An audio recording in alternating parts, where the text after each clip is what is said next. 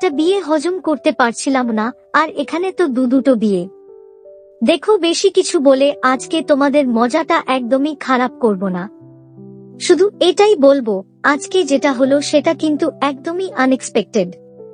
মনে হয়েছিল ফন্টে ও দোয়েলের বিয়েটা হবে, কিন্তু যখন সুধা পৌঁছালো ভাবলাম সে আটকে দেবে, কিন্তু হলো না। শেষ অবধি হয়েই গেল বিয়েটা। তবু এটা না হয় হজম করেই নিচ্ছিলাম, কিন্তু এর পরেরটা সত্যি জাস্ট ছিটকে দিল। মানে কানন বালাও বিয়ের জেদ করলো, আর ঝিনুক ও সমুদ্র সেটা শুনতে পেয়ে ঠাম্মির মনের ইচ্ছে পূরণ করে, যদিও পাত্রীটা ওনার মনের না, বিয়েটা করেই নিল। তারপর শটান হাজির বসু মল্লিক পরিবারে। সো বুঝতেই পারছো কি ঝড়টা আসতে চলেছে এখন বসু মল্লিক ও আচার্য এই দুই বাড়িতেই, বিশেষ করে ওই বসু মল্লিক বাড়িতে। তো তোমরা যদি ইতিমধ্যেই আজকের এপিসোডটা দেখে নিয়ে থাকো, তাহলে সত্যি করে বলো তো তোমরা কি আদৌ ভাবতে পেরেছিলে যে সমুদ্র ও ঝিনুক এক্কেবারে বিয়ে করে বসবে?